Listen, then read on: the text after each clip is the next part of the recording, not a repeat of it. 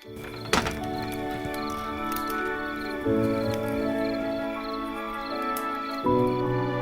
không biết là chuyện tình mình sẽ đi tới đâu. Anh chỉ biết là ngay lúc này, nếu như anh không giữ em lại, anh sẽ hối tiếc cả đời.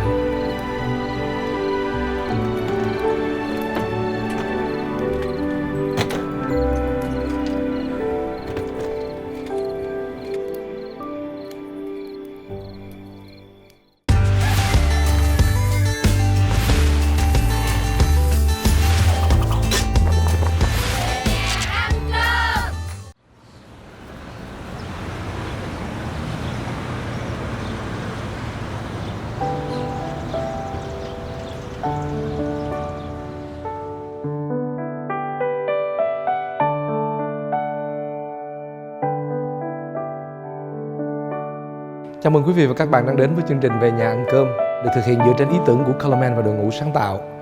Đây chính là nơi chúng ta cùng sống lại những kỷ niệm thân thương về bữa cơm nhà thông qua những lá thư mà khán giả gửi về cho chương trình. Bởi vì không có ký ức nào đẹp đẽ về gia đình lại có thể thiếu vắng một mâm cơm. Quý vị và các bạn thân mến, Về Nhà Ăn Cơm tuần này xin được gửi đến quý vị và các bạn một câu chuyện vô cùng đặc biệt. Đó không phải là tâm sự của ba mẹ mong muốn con cái trở về nhà ăn cơm, cũng không phải là khát khao của những đứa con xa quê được trở về với vòng tay của cha mẹ, với vòng tay của gia đình, mà là một câu chuyện của đôi bạn trẻ đang yêu trong hành trình tìm kiếm một cái kết quả thật là viên mãn. Nào, bây giờ mời quý vị và các bạn cùng lắng nghe câu chuyện tình yêu đầy thú vị này nhé. Tôi là Minh Thư, sinh ra và lớn lên trong một gia đình công nhân viên chức tại Sài Gòn. Ba mẹ là mối tình đầu của nhau từ thời trung học, yêu nhau hơn 10 năm rồi kết hôn. Trong suốt 20 mấy năm của cuộc đời, tôi chưa bao giờ thấy ba mẹ lớn tiếng với nhau. Cả hai luôn ân cần chăm sóc và yêu thương tôi hết mực. Bị ảnh hưởng bởi cuộc hôn nhân yên ấm và hạnh phúc của ba mẹ, nên thuở bé tôi luôn ước ao sẽ tìm được một bạch mã hoàng tử, người sẽ cùng tôi viết nên câu chuyện cổ tích của riêng mình. Lớn hơn một chút, thấy nhiều hơn một chút, cũng trải qua vài ba mối tình, nhưng tôi vẫn tin rằng gia đình chắc chắn là đích đến cuối cùng của tình yêu. Chẳng qua là hiện giờ tôi chưa tìm được hoàng tử của mình mà thôi.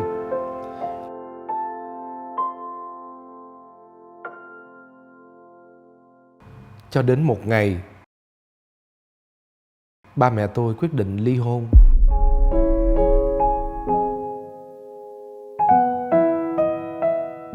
Một cuộc ly hôn nhẹ nhàng, không cãi vã,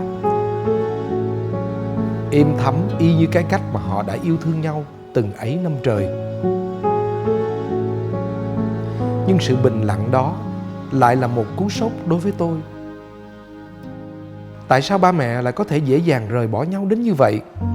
Có lẽ nào hạnh phúc bấy lâu nay của cả hai cũng có thời hạn. Hết hạn thì tự khắc mọi thứ sẽ qua. Bất ngờ, phẫn nộ, đau đớn và thất vọng. Có rất nhiều cảm xúc chồng chéo trong tôi lúc ấy. Nhưng chung quy là tôi tan vỡ. Tan vỡ đến mức chẳng còn biết tin vào điều gì.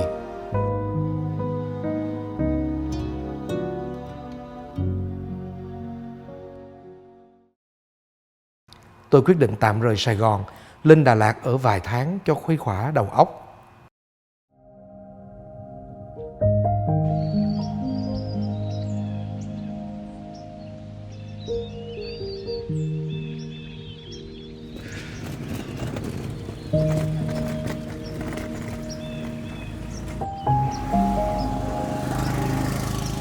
Tôi nhận làm nhân viên cho một homestay theo lời giới thiệu từ bạn thân của tôi là Ngân.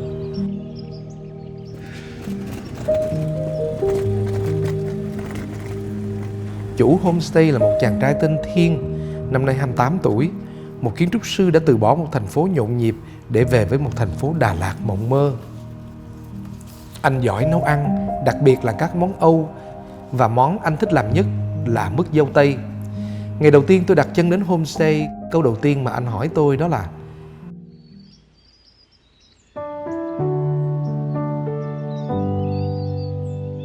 Ăn mứt dâu không?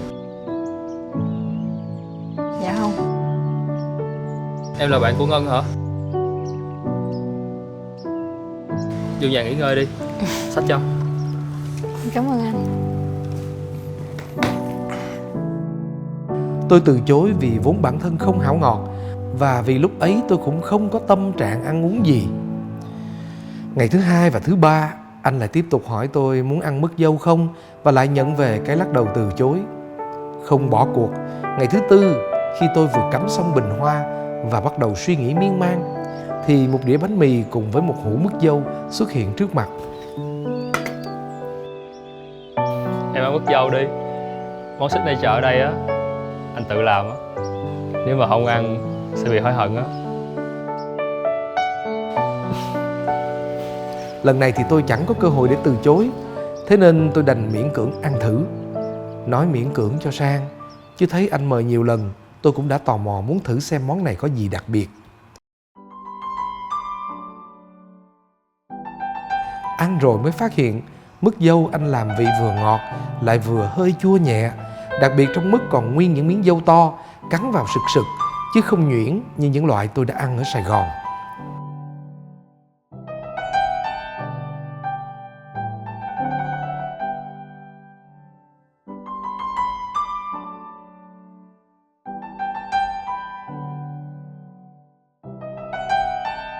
Sau khi tôi diệt sạch tất cả mứt dâu, vô tình anh đi ngang qua thấy hũ mứt sạch bon, nên hé miệng cười toe, khiến tôi ngượng chín cả mặt.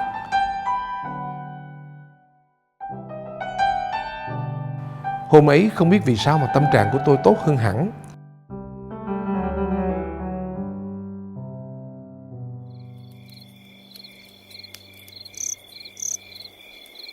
Công việc ở homestay không quá bận, nên đôi lần rảnh rỗi tôi lại nhớ đến chuyện ba mẹ ly hôn.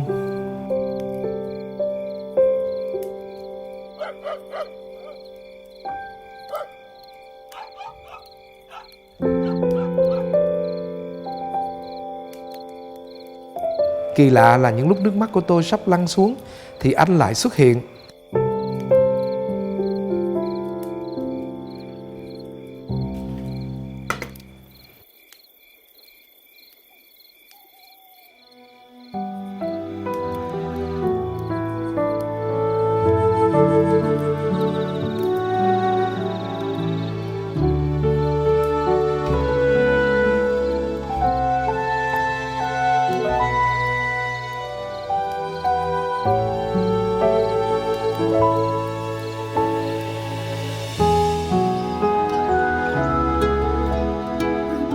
Bản thân tôi cũng cố gắng tìm niềm vui cho mình bằng cách chăm chỉ làm việc, tưới hoa, dọn dẹp homestay, tiếp đón và hướng dẫn cho khách.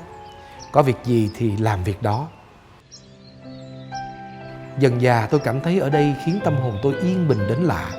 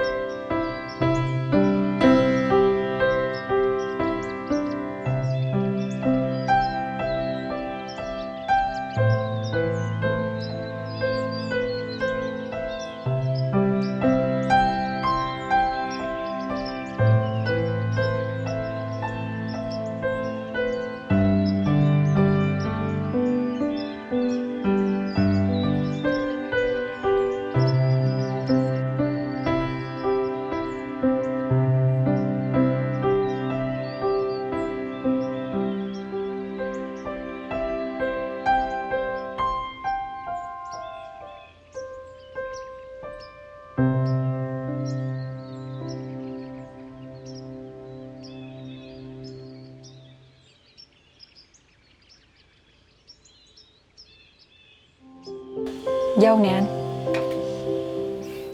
Cảm ơn em.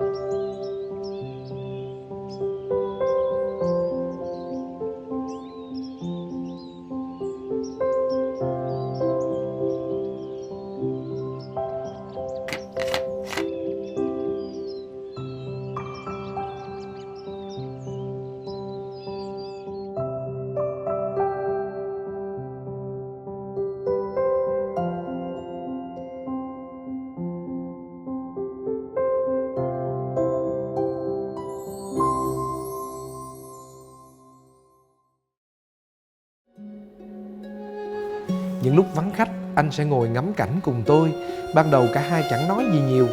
Vài lần sau đó, có lẽ sự ân cần của anh khiến tôi bắt đầu mở lòng. Tôi kể cho anh chuyện buồn của mình. Anh im lặng lắng nghe, không nhận xét gì. Tôi thực sự cảm thấy biết ơn điều ấy, bởi tôi chẳng mong ai nhận xét gì về ba mẹ tôi, dù là tốt hay xấu. Những cuộc nói chuyện cứ thế kéo dài, rồi dần dần những chủ đề được mở rộng hơn. Tôi chưa từng nghĩ tôi có thể trò chuyện với ai lâu đến thế.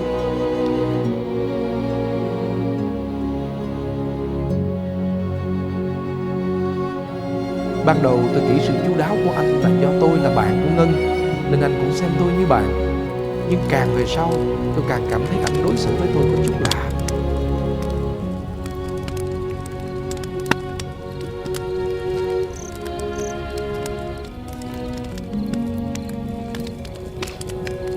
Một hôm, tôi đột ngột nhận được tin nhắn của ba.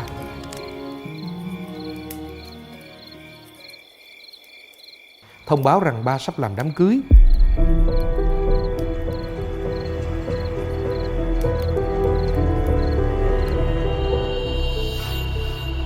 Thế giới quanh tôi đã tan nát, nay lại càng sụp đổ.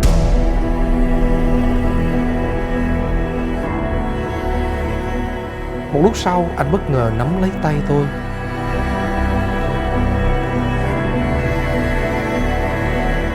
Tôi giật mình thảng thốt. Vỡ lẽ, cảm xúc của anh đối với tôi là gì?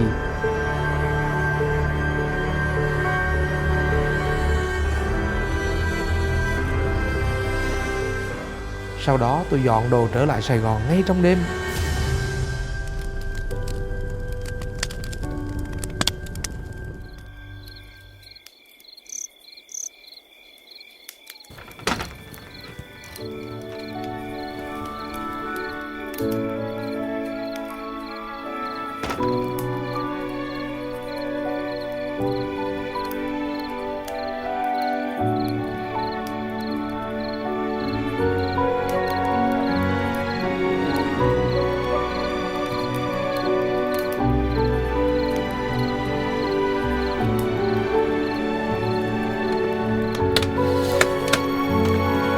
Anh không biết là chuyện tình mình sẽ đi tới đâu, cũng không hứa là sẽ cho em một gia đình hạnh phúc như em từng mong ước. Anh chỉ biết là ngay lúc này, nếu như anh không giữ em lại thì chắc chắn anh sẽ hối tiếc cả đời.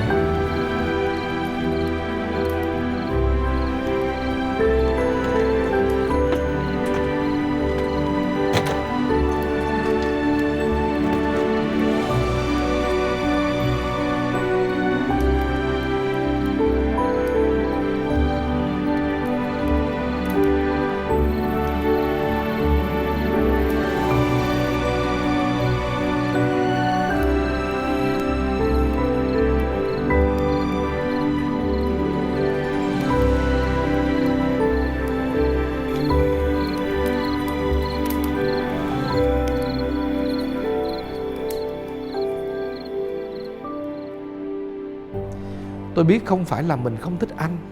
Ngược lại, tôi đã xao động vì những ấm áp mà anh mang lại cho tôi từ lâu. Thế nhưng tôi sợ. Sợ tình yêu chóng đến rồi cũng sẽ chóng tàn. Sợ tôi và anh sẽ có kết thúc buồn như ba và mẹ. Nhưng càng sợ, tôi lại càng nhớ anh. Nhớ mỗi ngày cùng anh chăm sóc hoa cỏ,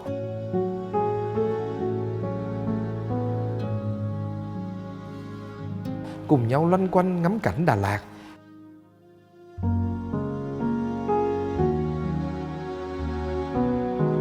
Tôi cứ huyễn hoặc rằng có lẽ anh và tôi không hợp nhau, có đến với nhau rồi thì cũng sớm chia tay. Một tuần đầu, anh có gọi tìm tôi, nhưng lần nào tôi cũng tắt máy không nghe. Sau đó anh không gọi đến nữa, nhưng sẽ thường xuyên nhắn tin quan tâm tôi, nhắc tôi ăn uống đúng bữa, nhắc tôi ngủ sớm, đừng thức khuya xem phim.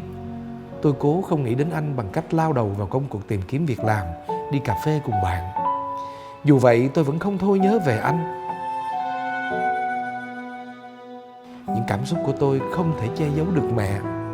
Sau khi nghe toàn bộ câu chuyện, mẹ nói rằng dù ba mẹ có ly hôn thì mẹ cũng chưa từng hối hận, vì nếu không có cuộc hôn nhân này, mẹ đã chẳng có được một đứa con gái ngoan ngoãn như tôi. Mẹ cũng khuyên tôi đừng vì chuyện của ba mẹ mà có rào cản trong lòng. Sao tôi lại không cho cả anh và tôi một cơ hội?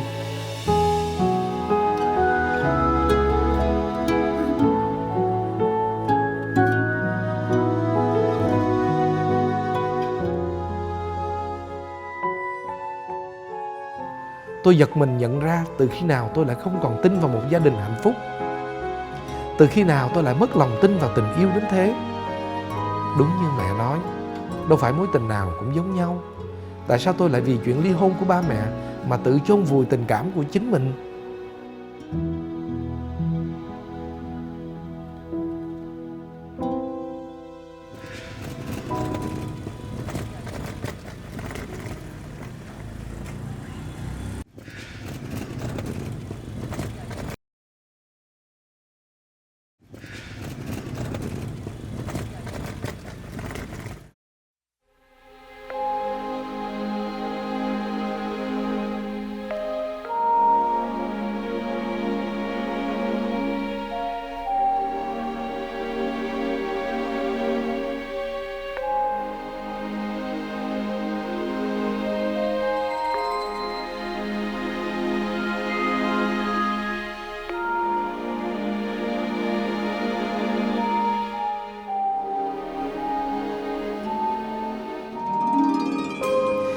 Thì chuyện tình yêu ai biết trước được sau này thế nào.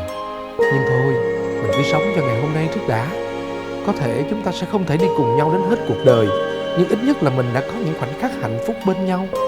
Điều đó mới là quan trọng nhất, phải không ba mẹ? Mỗi ngày tôi và anh sẽ cùng nhau thức dậy thật sớm, ra vườn chăm sóc cây cỏ, Sau đó tôi sẽ dọn dẹp homestay, còn anh nấu buổi sáng cho khách. Thời gian rảnh thì tôi sẽ xem mấy thứ trên YouTube.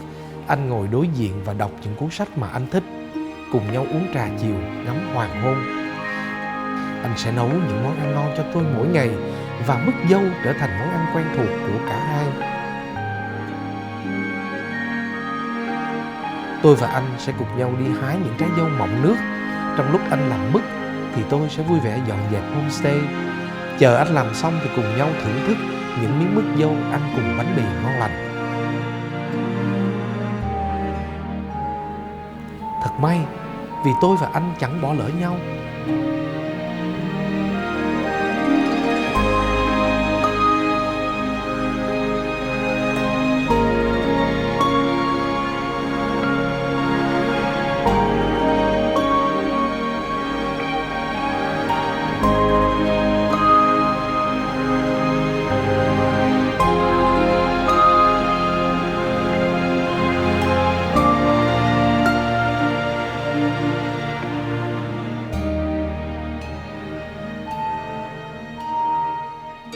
Cứ thế, chúng tôi đã bình dị cùng nhau đi qua ngày tháng.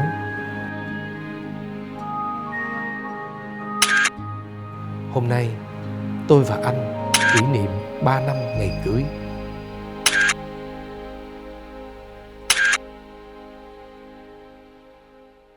Quý vị và các bạn thân mến, trong cuộc sống của chúng ta, đôi lúc có những khoảng thời gian nó nghiệt ngã đến mức làm cho chúng ta mất đi tình yêu, mất đi niềm tin vào cuộc sống và thậm chí là mất đi lòng tin vào một gia đình hạnh phúc. Tuy nhiên, Coleman nghĩ rằng các bạn trẻ ơi, hãy cứ mạnh dạn yêu đi và đừng sợ thương đau. Bởi vì không có gia đình nào chắc chắn sẽ đi đến một cái kết hạnh phúc mãi, và cũng không có tình yêu nào chắc chắn sẽ đi đến tận cùng. Vì vậy, Coleman mong rằng các bạn trẻ chúng ta còn thời gian, hãy thể yêu thương cuộc sống, hãy đặt thật nhiều niềm tin vào tình yêu và hãy sống thật chân thành, trân trọng từng phút giây của tình cảm khi lúc nào chúng ta còn có thể.